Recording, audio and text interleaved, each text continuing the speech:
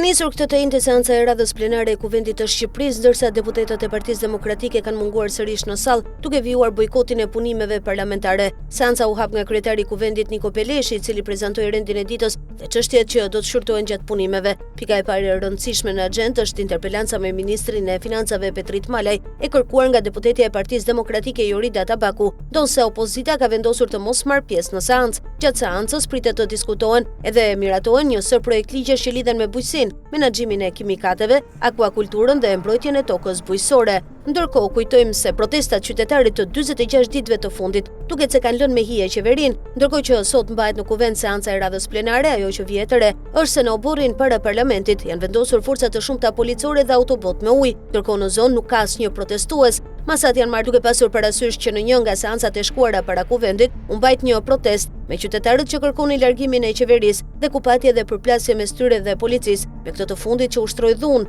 spraj lotësjellës dhe arrestoi 19 protestues, të cilët më pas u liruan nga gjykata.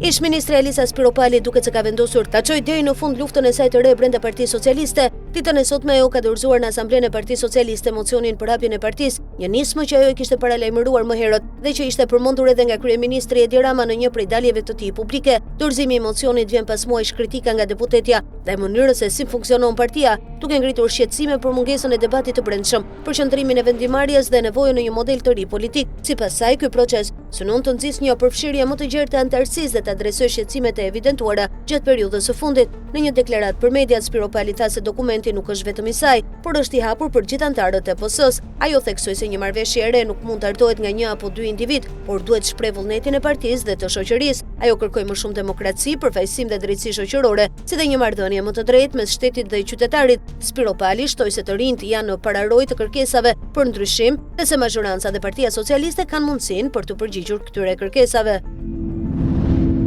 Këshilli Kombëtar i Partisë Demokratike ka përfunduar procesin e votimit për zgjedhjen e nënkryetarëve. Sekretarit të përgjithshëm, drejtuesve të sekretariateve dhe anëtarëve të Komisionit të Apelimit, ashtu siç shpritej mes polemikash të shumta. Flamur Noka është rikonfirmuar në detyrën e sekretarit të përgjithshëm të PD-s, pasi siguroi 184 vota përballë rivalit të tij, Sajmir Koreshi, i cili mori 84 vota. Në drejtimin politik të partisë nuk pati ndryshime edhe për Gazmend Bardhin, i cili vijon të mbetet kryetari i grupit parlamentar të Partisë Demokratike, si dhe për Agron Gjek Markajn, i cili ruan pozicionin e nënkryetarit. Në garën për postet e tjera të nënkryetarëve u zgjodën Belind Kolliçi, i cili fitoi ndaj Luciano Boçit, Nikola Kedhi, që triumfoi ndaj Jonathan Panos, si dhe Erisa Bayaziti, e cila siguroi 193 vota, duke lënë pas kandidaten Besama Anaj me 69 të tilla. Me zgjedhjen e tyre, Kedhi do të përfaqësojë të rinjt në strukturat drejtuese të partisë, ndërsa Bayaziti diasporën. Juri Armando Spore, i dënuar për trafik narkotikësh që në vitin 2020 nga GKK, ka ndërtuar në Tiranë një rrjet kompanish si Flux Fusion për të pastruar paratë e kokainës, ndërsa SPAK, megjithëse i ka dokumentuar të gjitha provat në dosje numër 287 fraksion 1, nuk ka arrestuar asnjë nga pronarët e vërtetë të këtij rrjeti. Më 14 dhjetor 2017, Drejtoria për hetimin e narkotikëve dhe trafiqeve i dërgoi prokurorisë së krimeve të rënda një kërkesë për ndalimin e shtetasit Juri Spore, i njohur edhe si Armando Spore, në funksion të procedimit penal numër 318 të vitit 2017, por kjo kërkesë nuk u përmbush dhe nga gjykata shqiptare, Juri Spore u la i lirë. 3 vjet më vonë, GKK e gjykoi atë për trafik narkotikësh, sipas neni 283 fraksion A, fraksion 2 të kodit penal, dhe rrëzoi rekursin e tij kundër vendimit të gjykatës posaçme të apelit, duke lënë në fuqi dënimin, por as ky dënim nuk u ekzekutua kurrë dhe Juri Spore vazhdoi i lirë.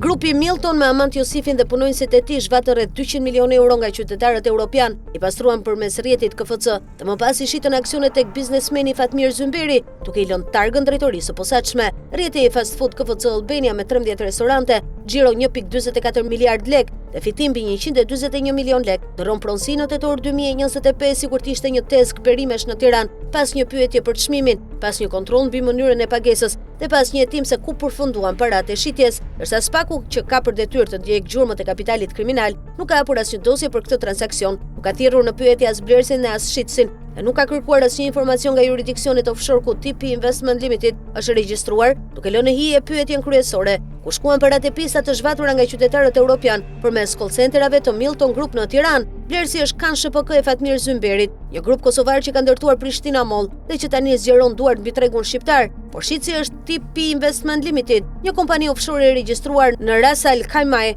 të Emirateve të Bashkuara Arabe, e cila nga ana e saj kishte marrë këtë biznes vetëm një vit më parë në korrik 2024 nga Tianzi Limited, e cila e kishte marrë nga Global Fast Food Holding, e cila e kishte marrë nga Dadu SHPK e Albana Likonit, mashtruesit të skemës së karburanteve Gulf.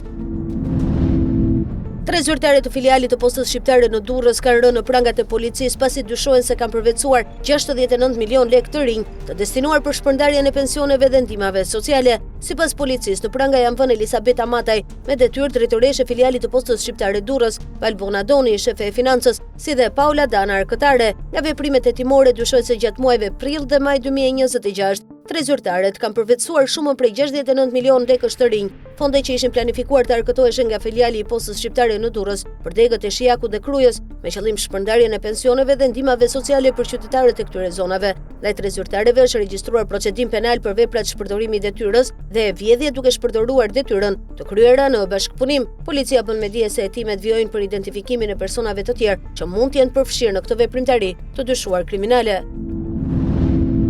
Tensionet mes Iranit dhe Shteteve të Bashkuara vazhdojnë të përshkallëzohen ndërsa ushtria iraniane paralajmëroi se konflikti mund të zgjerohet në arena të tjera nëse Washingtoni vijon operacionet ushtarake kundër territorit iranian. Sipas një deklarate të cituar nga Agjencia Shtetërore Iraniane e Lajmeve Fars, një zëdhënësi ushtrisë tha se një pjesë e konsiderueshme e kapaciteteve ushtarake të Iranit ende nuk është përdorur. Zyrtari nuk specifikoi se cilat vende apo rajone mund përfshihen në një zgjerim të mundshëm të konfliktit, por theksoi se Irani nuk ka asnjë konflikt me shtetet fqinje të Gjirit. Në një deklaratë të veçantë, ushtria iraniane e cilësoi ngushticën e Hormuzit si një vijë të kuqe të pamposhtur, duke paralajmëruar se nuk do të lejojë ndërhyrje amerikane në këtë rrugë strategjike detare. Autoritetet iraniane paralajmëruan gjithashtu se nëse SBA realizon kërcënimet për të goditur infrastrukturën civile të Iranit, Teherani do të përgjigjet duke synuar infrastrukturën në rajonin e Gjirit.